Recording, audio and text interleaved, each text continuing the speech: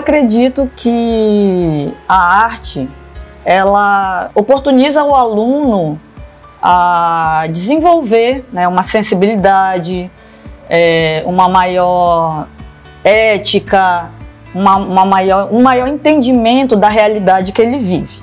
Eu fui aquela aluna que sempre estava metida com dança, com música, com teatro na escola, né? Então isso fez com que eu desenvolvesse um senso crítico a partir da minha realidade, a partir da realidade que eu vivia, né, de filha de classe trabalhadora, e que os teóricos da arte educação, como Ana May Barbosa, eles chamam de consciência estética.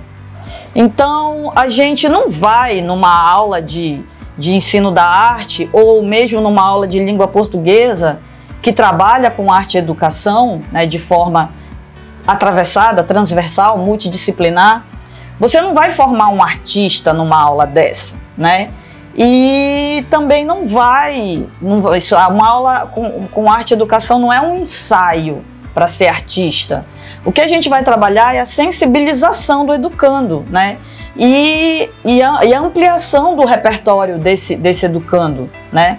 Para que ele consiga analisar o mundo que o cerca, o mundo ao seu redor, e agir de uma forma que ele entenda esse mundo e veja o que ele deve, o que precisa ser mudado.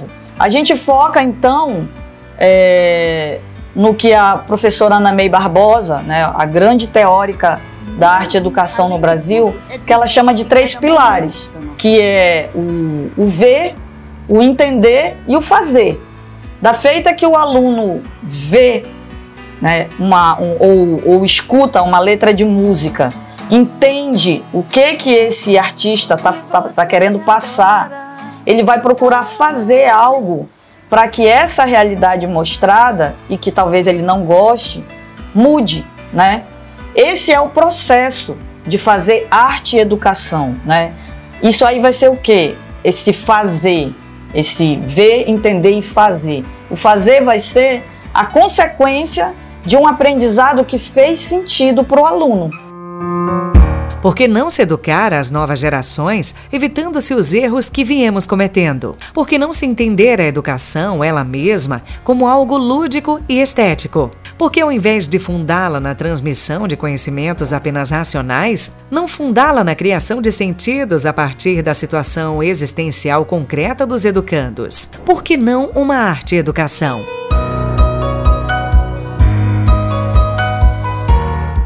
Eu sou a professora Elisângela Damasceno e eu costumo dizer que no meu currículo o que é mais importante é ser mãe de Mateus Vitória Júnior, pedagoga, formada em Direito também, e tudo que eu aprendi eu consolidei no chão da escola pública. Aqui na Escola Gumercindo Gomes eu já estou há 4 anos na coordenação pedagógica. Sou mulher branca, estou trajando hoje uma camisa preta com o G de Guma, bem colorido, bem diversificado, mostrando que a nossa escola é inclusiva, é da diversidade.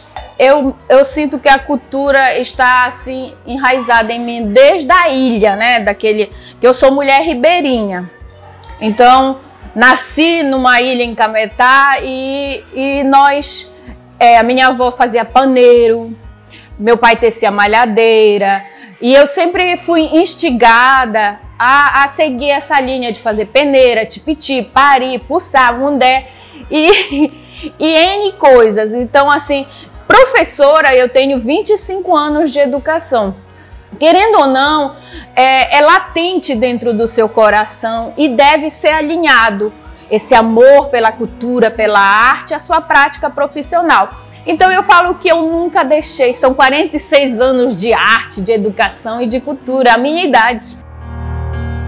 A arte capacita o homem para compreender a realidade e o ajuda não só a suportá-la, como a transformá-la, aumentando-lhe a determinação de torná-la mais humana e mais hospitaleira para a humanidade. A arte, ela própria, é uma realidade social. Eu sou o professor Mauro Moraes, atuo aqui na Escola Gumercindo Gomes como professor da Educação Geral. Já tenho uma longa estrada aqui no município, atuando na educação. São pelo menos 25 anos já de estrada. Também atuo como administrador escolar do quadro efetivo, no outro período.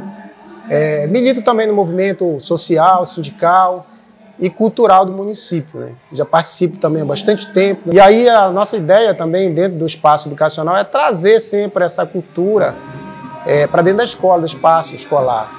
Resgatar um pouco dessa história. Nós temos um grupo também aqui em Tucuruí, talvez seja o único grupo de carimbó de pau e corda, que é o Carimbó do Lago. E o objetivo foi exatamente esse resgate estrutural da cultura. Porque nós observamos que a cultura do Pará, em termos de dança, teatro, enfim, que resgate um pouco da cultura ribeirinha, quilombola, ela foi se perdendo ao longo do tempo. Então, nosso objetivo com esse grupo foi resgatar essa cultura, manter essa resistência cultural e trazer para dentro dos espaços escolares. Hoje, por exemplo, nós temos esse projeto aqui de Lerepá d'Égua, aqui no Messinho do Gomes. Também temos esse projeto de Meu Bairro, Minha Cultura, então que foi a gente fazer um levantamento no bairro da cultura, e hoje nós estamos nessa culminância, né, de apresentar todas essas atividades culturais, dança, música, teatro, e hoje acabou culminando com um grande siriazão aí, que foi resgatar, buscar um pouquinho lá de Cametá, da cultura indígena, africana, para a gente apresentar isso. Então o nosso trabalho aqui é esse, né, a gente já traz uma gama de conhecimento nesse ramo não só da educação, mas também da educação cultural, de buscar um pouco dessa cultura e não deixar se perder ao longo do tempo essa ideia, né, essa manifestação tão bonita e tão rica para o norte, para o nosso estado e para o nosso país.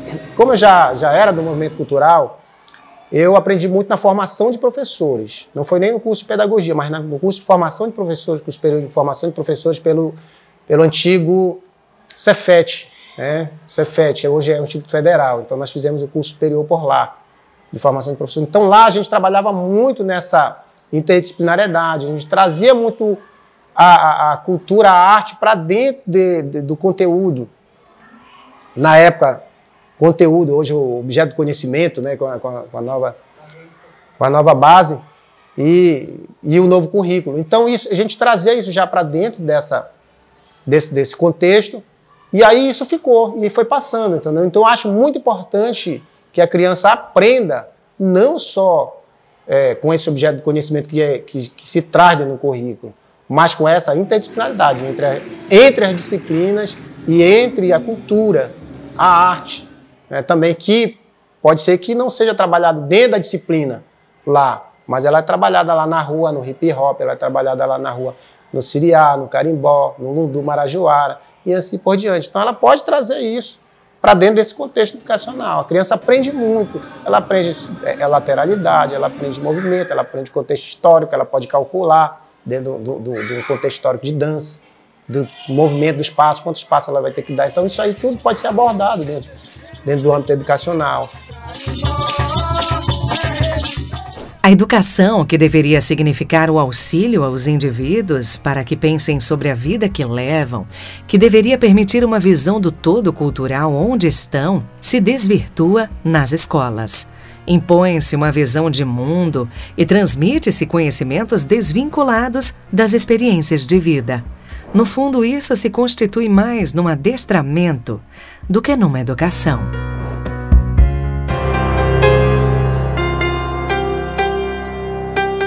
E a arte, ela trabalha literalmente com as emoções, né? com a sensibilidade das pessoas. Então, ela precisa, por exemplo, ter, né, uma aula de arte e educação, precisa proporcionar uma experiência adequada para o aluno. E isso aí a gente vai conseguir com um espaço bom, né? Hoje a gente tem a ideia da educação integral, então as escolas elas estão se preparando aos poucos para ter esses espaços. E um espaço voltado para a arte e educação, ele é essencial, né? Para trabalhar com artes, a gente precisa, acima de tudo, trabalhar um processo criativo, né? E esse processo criativo ele precisa ter adequações dentro do espaço escolar, né? Assim como a gente tem espaços não escolares aqui em Tucuruí, né, com os fazedores de cultura, eles trabalha um espaço adequado. Quem trabalha com capoeira, com cultura afro,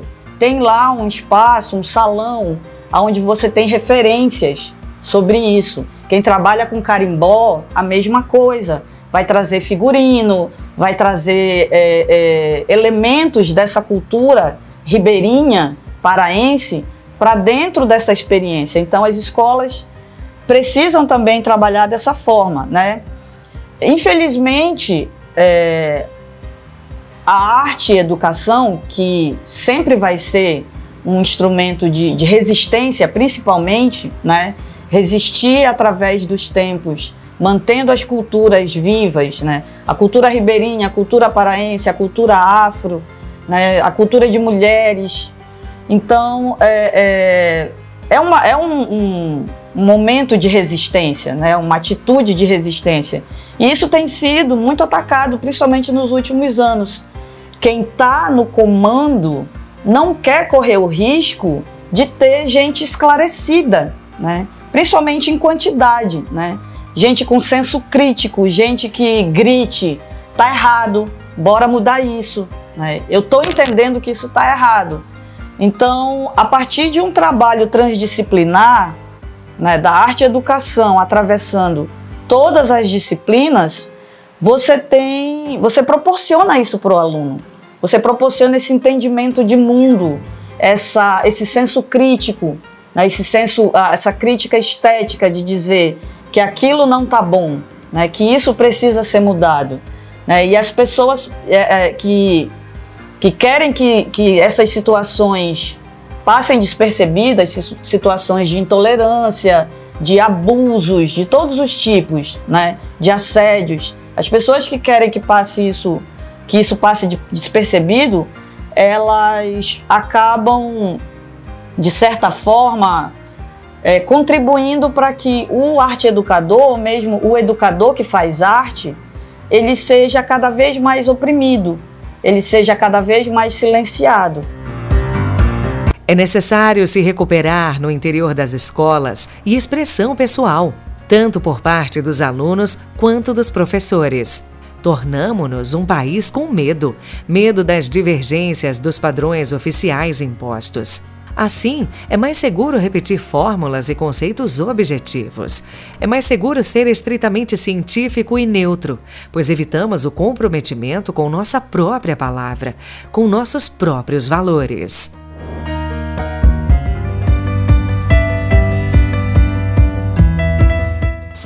Meu nome é Valéria Ferreira, eu sou professora de língua portuguesa nas redes públicas municipal e estadual no município de Tucuruí, estado do Pará. Eu não sou natural daqui do município, né? Eu sou de Castanhal, uma cidade localizada lá no Nordeste paraense, e eu vim aqui para Tucuruí em 2006, quando eu passei no concurso do município. Eu tenho a formação acadêmica, sou formada em letras, habilitação em língua portuguesa pela Universidade Federal do Pará, em Belém. Bom, eu tô lotada na biblioteca, né, de ambas as escolas, tanto do Ana Pontes quanto do Ribeiro.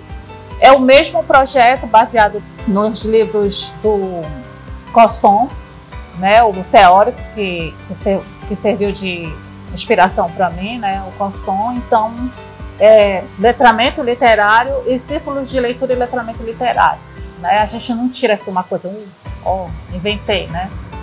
Não, a gente sempre lê, estuda, pesquisa, tem a visão de pesquisadora sempre. E então, é o mesmo projeto, só que com nomes diferentes, né? Aqui no Ana Pontes ele se chama Círculo da Leitura, e lá no Ribeiro eu fiz gincana literária, né? Mas é a mesma coisa. Num primeiro momento, organizar a biblioteca, depois distribuir os livros, porque a gente sabe que, né, a população não gasta com cultura, muito menos com livros, né? Então distribuir os livros que tinham volumes excessivos. Aí dei um tempo para eles lerem os livros e depois fez o primeiro encontro, em que eu fazia perguntas sobre o livro, um dos 3 livros que foram distribuídos, né, para os alunos de 9º ano aqui no Ana Pontes. E então, que é o que o Cosson chama de Se você se junta com um amigo e começa a falar sobre um livro, um filme, que geralmente é baseado num roteiro, né, que é língua escrita, ou anime, ou qualquer outra coisa que tenha como base uma fonte escrita, você está participando de um círculo de leitura. O Ministério da Educação havia tentado retirar as artes do currículo em 1996, mas os arte-educadores empreenderam uma luta vitoriosa. Contudo, em 2018, perdemos a luta e a arte no currículo dos adolescentes, pois estávamos enfraquecidos pelas fake news disseminadas por oponentes da arte-educação e debilitados por conta da atuação de alguns adeptos da cultura, excludente do Ministério da Educação e em comissões decisórias. É interessante também falar sobre isso porque no meu ensino fundamental e médio eu praticamente não tive aula de arte. Então, quando eu assumi esse concurso, eu já vim com essa ideia de quebrar esse estereótipo de que professor de arte era só um tapa-buraco dentro da escola. Por conta disso, eu sempre tento trazer temas sociais, sempre tento abordar o cotidiano dos próprios alunos de forma prática dentro do conteúdo de arte, que acaba deixando ele um pouco mais atrativo e faz com que a compreensão seja mais intensa em relação aos alunos. Eu também tento trabalhar muito a parte prática, trabalho, conteúdo, né? E o lado mais bonito que eu acho da arte é justamente provocar reflexão. Eu acho que a arte a gente pode trabalhar qualquer conteúdo e a gente provoca uma reflexão, né? A arte ela tem vários sentidos, mas a parte que eu mais gosto de trabalhar é justamente essa de provocar reflexão através de qualquer linguagem artística. Linguagem corporal, linguagem fotográfica, textual através de poesia, musical. Né? E aí eu aplico sim o conteúdo e depois a gente faz algumas práticas sempre dentro do que é possível, né? Dentro do cronograma e dentro das nossas mesmas limitações de recursos, mas eu sempre tento também colocar a prática. E na verdade a minha profissão hoje, que eu sou professora de educação física, tem muito a ver com essa vivência do ensino médio. Então foi o meu marco, então eu acredito que ter tido isso dentro da escola fez eu abrir os meus olhos, né, para essa área, que me transformou e eu tenho certeza que transforma várias pessoas. E especificamente em relação à música, também começou no ensino médio, que também tinha aula de violão e tal na escola. Foi quando eu comecei a engatinhar o cenário musical. Mas eu só me entendi enquanto pessoa, com uma personalidade própria mesmo, que é o que eu me vejo, me olho no espelho hoje, me vejo e me sinto quando eu comecei a participar de banda, tocar rock, cantar rock. E, inclusive, isso me ajudou muito no meu trabalho, porque quando eu me coloco num lugar de destaque, em cima do palco, que eu começo a falar cantando, né, com as pessoas, me posiciono dessa forma, tem que ter toda aquela desenvoltura, isso me ajudou no momento também como educadora em sala de aula, para me colocar na sala dessa forma para os alunos. E eu, como uma boa roqueira, óbvio, quando eu posso, eu coloco, dou um jeitinho de colocar um rock lá na minha aula. No meu caso, primeiro em relação à escola. Na escola, eu tive uma professora de redação, que ela era cantora. E ela, eu acho que via em mim, me ouvia e falava que eu tinha uma voz bacana, perguntava se eu cantava. E eu tenho um momento muito marcante na minha memória, que foi uma aula de pré-vestibular, em que eles fizeram uma aula musical sobre o período da ditadura. E entre cada aula do professor de história, do professor de literatura, ela cantava uma música. E só de falar eu me arrepio, porque foi uma aula muito marcante para mim. Porque ela era um talento, uma mulher incrível. E aquilo ficou muito marcado na minha memória.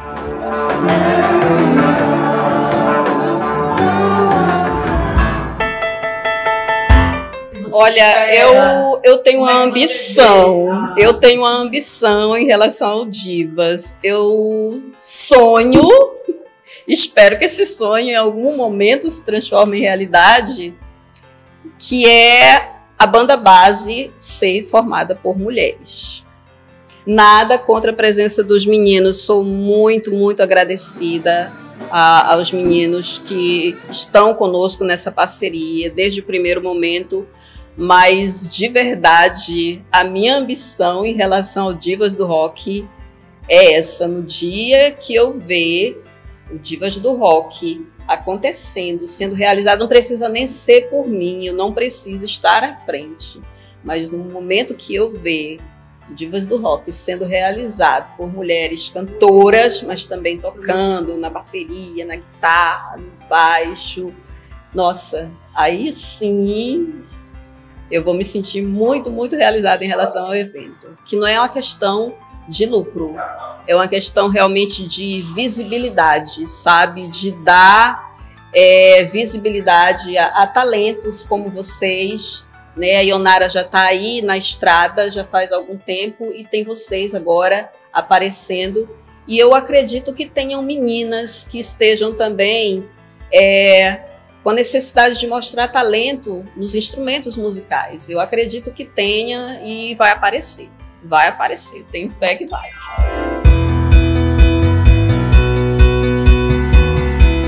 O mundo da cultura seria literalmente impensável se não fosse pelos atos de rebeldia de todos aqueles que fizeram algo para construí-la.